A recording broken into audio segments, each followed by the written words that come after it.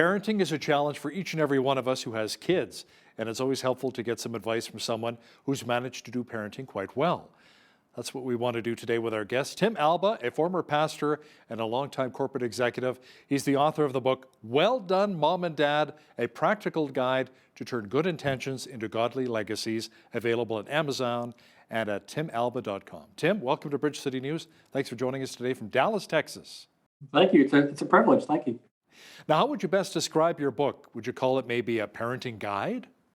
Yeah, I really started out as a leadership guide for my kids because I didn't start out to write a parenting book, but I started out to writing a book for my children to help them know how to choose well. But through that process, I began to understand that every Christian parent wants to have happy, godly kids. The question is, how do you turn those good intentions into a godly legacy? And that's where this journey took me. Yeah, we all want our children to turn out great, but you say there's no magic formula for helping our kids be faithful. So what can we really do as parents? Well, I really think a key is, if you will, there's a secret that doesn't need to be a secret. And how do you unlock that? Because at the end of the day, it really is trying to help your children know how to be faithful, but more importantly, want to. So to me, the secret is helping your kids learn how to want what they need to be faithful, so that they know not only, again, how to, but they want to. And for us to not look back with regrets and say, wow, I wish I would have thought of that and thought these things through when I was younger. And really, I think it comes down to, how do you unlock that? You unlock that with vivid memories that you create with your kids to inspire them to want that for themselves. Now, there are a lot of young people leaving church these days. Why do you think this is happening? Is it strictly because of the lockdowns associated with the pandemic? Well, I think it really comes down to more than what's happening in society. It's what's happening in the home. I mean, so many parents today want their kids to be happy, but ultimately, happiness flows out of holiness. So instead of being passive and letting society tell us what we're going to do or not do, I think really the key is to have the great offense. The best defense in the home is to have a great offense, to lead your children and to inspire them.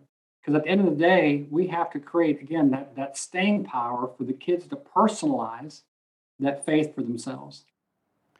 Now, in your book, Tim, you talk about default choices in parenting. Can you explain?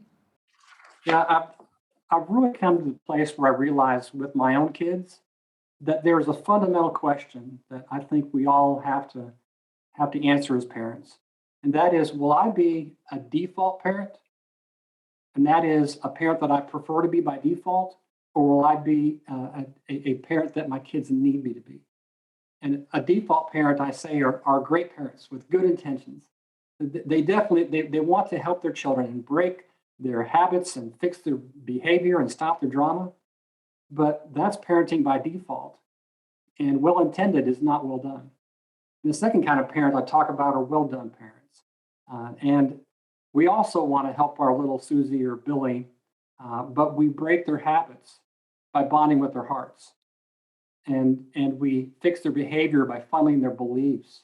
And we stop that proverbial drama by shaping their dreams. It's how we go about helping our children want, again, what they need to be faithful. So, Tim, why do you say that our job as parents is not to get our children to copy us? Well, I think we, by default, we want our children essentially to copy us. But the problem is that's not necessarily what our kids need. I mean, my dad was a hero. He was a great man, but my kids needed something a little different. And when I finally learned to become a student of my kids and see what they needed something different. And frankly, that's what a lot of the book's exercises do, is they help us become a student of our kids to where we find out what's going to help them connect with the faith and how God created in them. Now, you say that we are the product of our own daily choices. What kind of daily choices do we make that have really helped guide our own lives, do you think?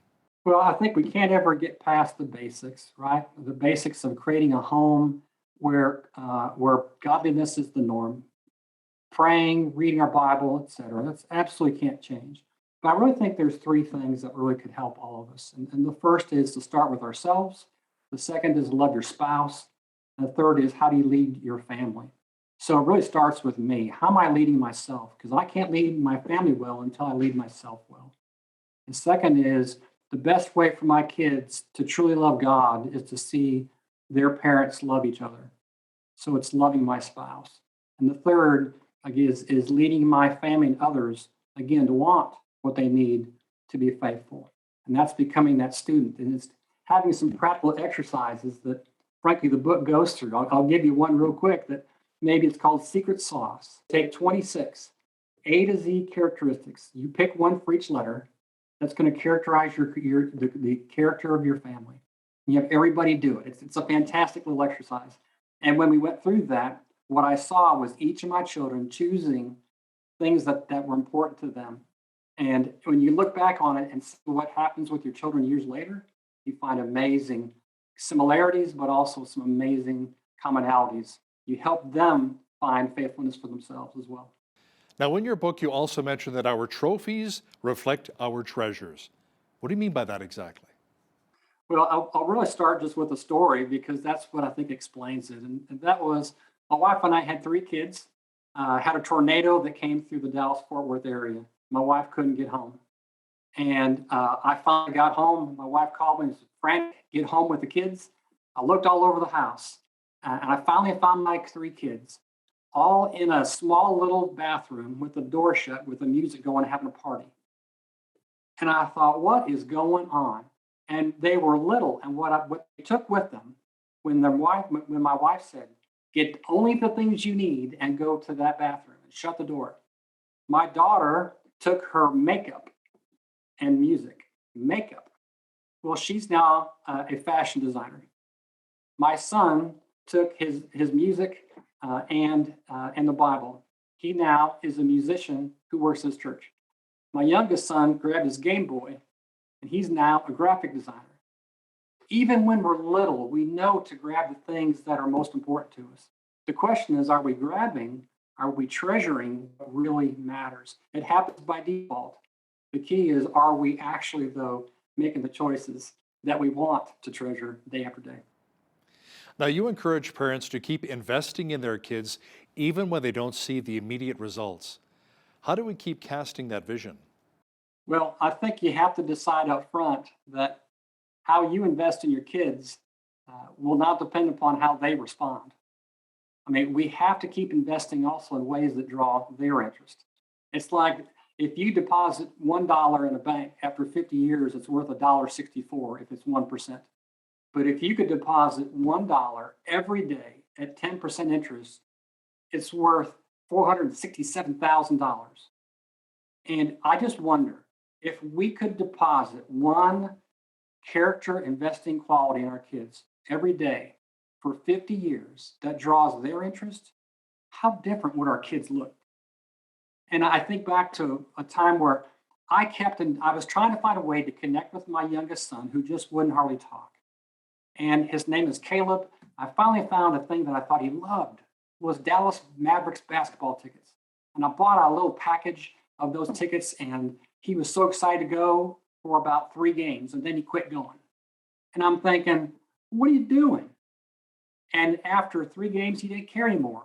But 5 years later, when my kids did an exercise and they told me the greatest memories they had of me as a dad, on that list was Dallas Mavericks basketball tickets. A teenager who didn't even care about going to the games was one of his favorite memories because he looked back at it and said, I know that my dad was trying to invest time with me. And I tell that story and say, we all have our Dallas Mavericks basketball tickets of things that you're doing day after day. Your kids don't even give you any attention. They don't give you the satisfaction. But there are secretly treasured choices and decisions you make to invest in your kids that really do pay off. You just have to do it for the long haul. So, Tim, what does our character have to do with our success as parents? Well, I think character has everything to do with our success as parents. I mean, I view success as maximizing your opportunity and being faithful today. Kids desperately need parents to be what I call a character hero. That's someone who speaks character over them, instills character in them, and celebrates the character already within them. It's finding things within them that is worthy of celebration. So it really comes down to, are we going to be happy with just success? Or are we going to turn success into significance and significance into faithful children? And that's the process, because I believe God measures success not by the comparability of our accomplishments, but by the completeness of our faithfulness. So, as both a church member and a former pastor, what do you feel is the number one need in families today? Well, I really think it comes down to what we need to do is to inspire our children to want faithfulness. And how we go about that are doing things like, in the book, I talk about how to instill vision that they can connect with practically, and then character to back it up. And then a culture of everyday faithfulness that multiplies that vision, that character in a way that kids can connect with and create memories that they can't forget and wouldn't want to. Now, you talk about preparing our children to be compelling when they're 33 or 43, not just compliant when they're 3 or 13. Can you explain? And how do you do that? Yeah, again, I think it comes back to being able to instill in them the things that connect with them. In the book, I talk about a couple of character blockers, things that that if you do, your kids will forgive almost anything but those. It's a pattern of hypocrisy and a failure to try. But there's also things you can do to intentionally plant seeds of faithfulness in your children. And in the book, I just try to provide multiple exercises to where kids can really connect with. Because how do you take these concepts and make them real? By giving kids things that they can connect with and memories that they'll never forget. So, Tim, if readers take away one big thing from your book, what do you hope that that is? Well, I hope they don't live with regrets. I hope they look back and know that they prepared their children for what I believe is the greatest moment in all of humanity. And that is not, amazingly, the moment that we get to feel the Lord's embrace and feel Him say, "Well done." It's when we in heaven get to see God do that with our kids. If we can prepare ourselves and our children for that moment when they embrace the Lord, and if we can somehow visualize that, that changes everything. It helps us want to help them be faithful, even in the tough times. Do you think potentially that maybe grandparents can use this as a practical guide as well, your book, not just parents? Maybe help the grandkids along? Well, actually, some of the folks that have enjoyed this the most are grandparents. I'm one right now. And what I've seen is grandparents have told me how it changes things because they're now doing the things that really make a difference. So I've learned that as my kids now have their own children, frankly, I'm able to be a better influence on not only my grandchildren, but also my children. Because frankly, now they're more willing to listen. So it's not a matter of your age or stage, it's a matter of your willingness to pass down the godly legacy. Now, Tim, you're offering some free resources as well. Why don't you talk a bit about that? Well, a couple of things. One is on timalba.com, there's a free printable workbook that's available for anybody. It's not just to read the book, it's actually to practice those exercises, so it can be very, very helpful for anybody. And the second thing is as well on timalba.com, is any pastor, any minister, US or Canada, can get a free book simply by asking. There's no strings attached, no credit card, nothing. I just want to honor those ministers who have given their life to Christ. And it's just a way to bless the men and women that have served as I have in ministry full time. So thank you for that. Tim Alba is the author of Well Done, Mom and Dad, a practical guide to turn good intentions into godly legacies, available on Amazon or timalba.com. Tim, thanks for joining us today from Dallas, Texas. My pleasure. Thank you.